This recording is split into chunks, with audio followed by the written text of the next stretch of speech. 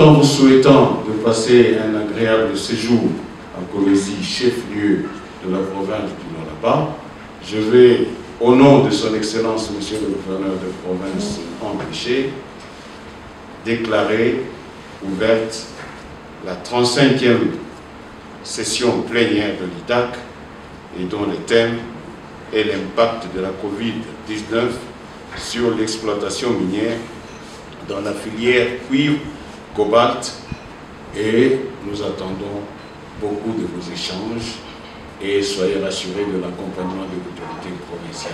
Je vous remercie.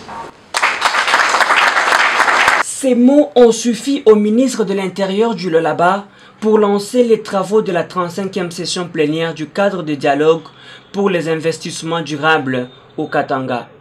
IDAC à Kolwezi sous le thème de l'impact de la Covid-19 sur l'exploitation minière dans la filière cuivre et cobalt. Ce forum a réuni plusieurs experts, mais aussi toutes les parties prenantes du Lualaba et du Haut-Katanga en vue de cogiter sur l'impact de cette pandémie.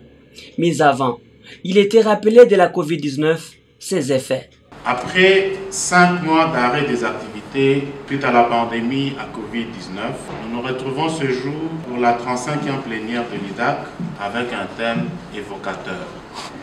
Cette plénière se tient dans des conditions particulières du fait de la pandémie à Covid-19 qui sévit tout l'univers. Pendant 2 jours, nous allons donc cogiter sur le thème « Impact de la Covid-19 sur l'exploitation minière artisanale dans la filière cuivre-cobalt ». L'objectif de cette plénière est de proposer notamment des mesures pour sécuriser le secteur minier essentiel de la production face à la contagion afin de maintenir la production industrielle. C'est aussi de favoriser l'échange d'expériences entre opérateurs miniers sur la gestion de la pandémie à Covid-19. Nous pensons aussi envisager des voies alternatives d'évacuation des produits marchands en privilégiant à moyen terme la voie nationale pour plus de souveraineté.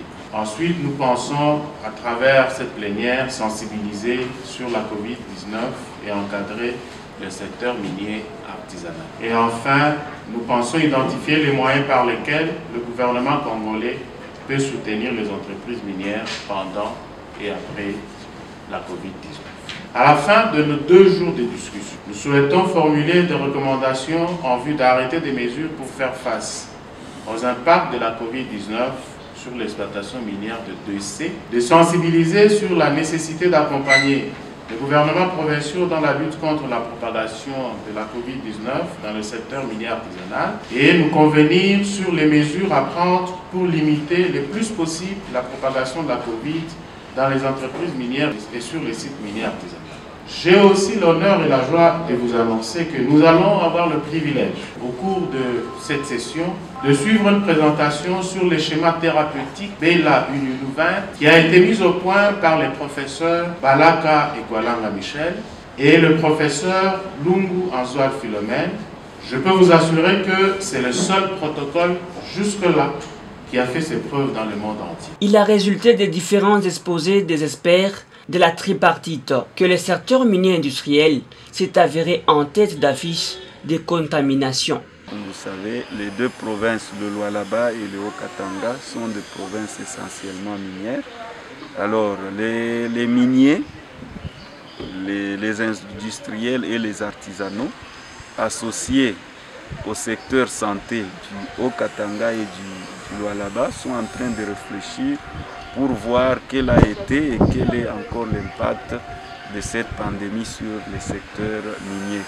Si on a eu beaucoup de cas dans les entreprises, c'est comme on vous a dit, c'est parce que dans les entreprises, le gouvernement provincial a mis des mesures strictes. On a demandé aux gens de confiner les gens. Et tout ce qui passait là-bas passait au dépistage.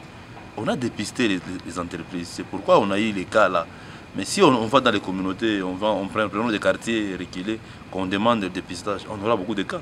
Toutefois, l'artisanat minier n'était pas exclu. Le secteur artisanal représente une forte concentration de membres qui sont estimés aujourd'hui autour de 250 000 personnes. Pour nous, ça représente déjà une version de risque à ce qui concerne la pandémie de Covid-19. Il est bien entendu que le secteur artisanal a toujours évolué de tous ces temps avec certaines maladies. C'est notamment les maladies sexuellement transmissibles et voire même la tuberculose. Mais aujourd'hui, il y a une autre maladie qui vient déranger le secteur artisanal au-delà de tout ce qui se passe dans le monde entier. Par rapport au secteur artisanal, il y a eu beaucoup plus de peur que le mal, avec le faible revenu du secteur artisanal. Aussi faut-il que de précautions soient prises également dans l'artisanat minier. La question qui continue à être posée, est-ce que les coopératives minières seront-elles à mesure de protéger leurs membres en dépit des difficultés économiques que traverse notre pays? La sensibilisation nous permet de créer la conscience individuelle, la conscience personnelle de nos membres pour ne pas infecter l'autre. Nous sommes obligés d'accompagner nos membres en appliquant les mesures barrières. Il y a le port de masques, il y a l'usage de produits désinfectants, il y a le lavage régulier de mains, il y a la distanciation, il y a le prélèvement de la température. Ce sont les éléments que nous utilisons comme deuxième outil pour nous permettre à gérer la pandémie dans le milieu artisanal. Tenue à Campiabo Malodj, cette session a du 27 au 28 août 2020 formulé plusieurs recommandations dans le but de lutter contre l'impact du virus à couronne, responsable de la pandémie Covid-19 qui n'a pas encore dit son dernier mot sur la planète.